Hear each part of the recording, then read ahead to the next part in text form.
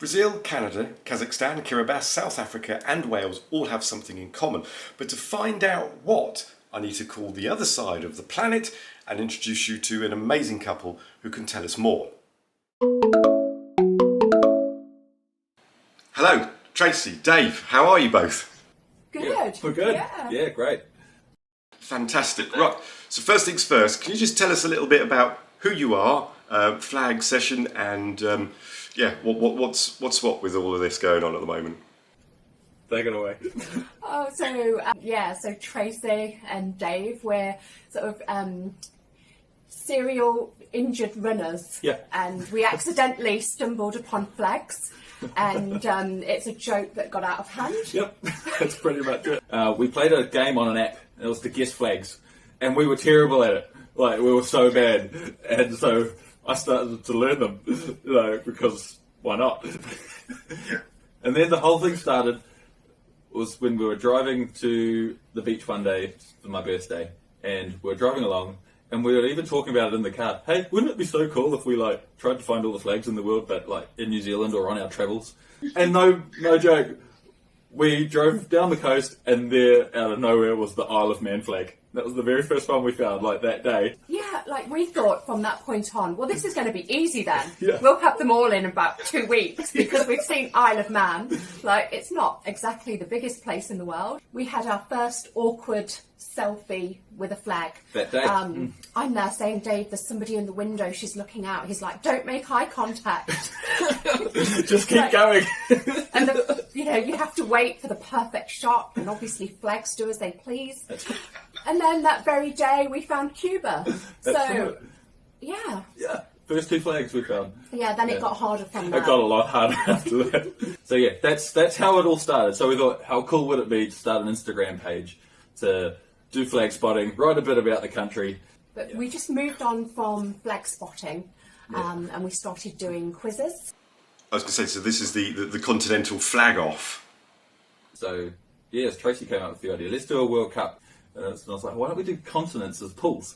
And then you'll have 6 winners from the continents, and it just sort of grew from there, the idea. And then it was like, right, I think we're ready to put this up and give it a go. So with all the continents there, surprises, disappointments that have come through? Okay. There's a few. You go first. Yeah, I think Turkmenistan coming third in the Asia round was a massive surprise, a real good surprise. Great as surprise. well, One of our because favourites. that was one of our favourites, one of the first flags that we bought. Yeah, but obviously people loved that flag. Yeah, their flags. Pretty cool. And Kazakhstan winning the whole of Asia.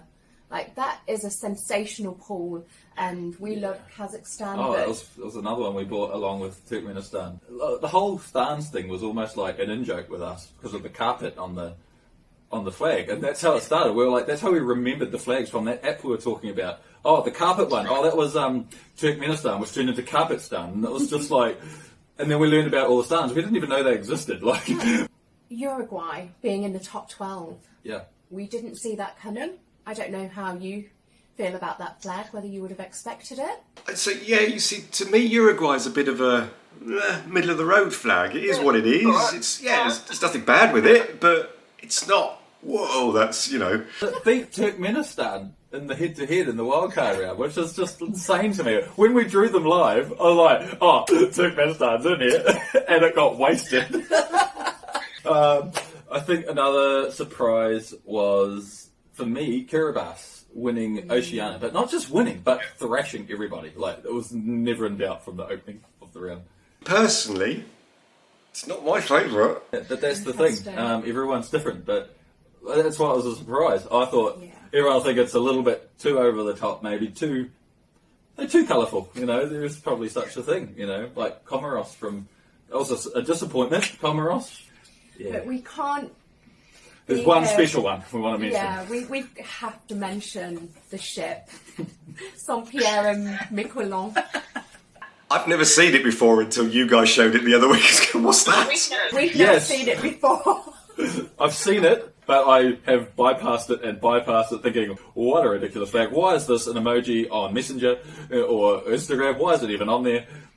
Apparently it's the good reason, because it came second in North America and the Caribbean, Central America, second place outright by a long way. So just run us through the winners of each continent. Let's get them up on the board. So Oceania was Kiribati. Yeah. South America was our second pool, and Brazil just wiped the floor with everybody. Then we went on to Asia, and we had the surprise winners of Kazakhstan, which was, we were just like, yes, what a result, that is awesome. We then went to Europe, which was probably one of the most enjoyable rounds to get the feedback, because I was like batting the United Kingdom home hard, and it surprised it came second to Wales, which was so far ahead, it was ridiculous, really. So we've got North America. That was Canada, won by a landslide, and that left us with Africa. And that was another obvious winner, South Africa. But it was close. Yeah. It was very, very close. Like, it was 2 votes in it. It was a real breakaway. Then they got reeled in by Seychelles, and then Kenya caught up as well. It was like a 3-horse race, and then South Africa just pipped them both at the post. So that's the way it went. So, so we got your winners and you've got your runners-up. Just run me through, well, literally what's happening at the moment. What's the next stage then? Okay, so after we found our continent winners, we decided that we didn't tell everyone we're bringing back the 3rd place flags. They were to then be drawn out of a hat against a 2nd place, like runner-up flag from each continent, and that then determined our 6 remaining finalists to go in against our winners, and they were drawn out the other night to go against one of our winners. So it's a winner versus a wildcard runner-up flag, so that's kind of their advantage. But it is head-to-head now, so anything can kind of happen. So That's where we're at. yeah, so that'll give you will that give you another top 6 then, won't it? Correct. It'll leave us with 6 flags. That's going to give us our semi-finals. So we're doing this a little bit differently. Just because of the way it worked out with 6 continents and then 6 wildcards, we came up with a cool way of doing it. Was we'll be left with 6 semi-finalists from this round, and then we're going to do, we'll pull them out of a hat to face off against each other. That'll leave us with 3. And it's a 3-flag final. 3-flag final, where we're going to go back to our pool system of allocating 10, 6 and 4 points. So we're going full circle, and that way you don't have to agonise over which flag to vote for. You just got to figure out which order you want to vote for them in. And then we'll get a 1st, 2nd and 3rd, and I think that's a cool way to finish it. Once you've got your finalist, we'll come back if that's all right. Absolutely. Oh, we'd love to. Yeah.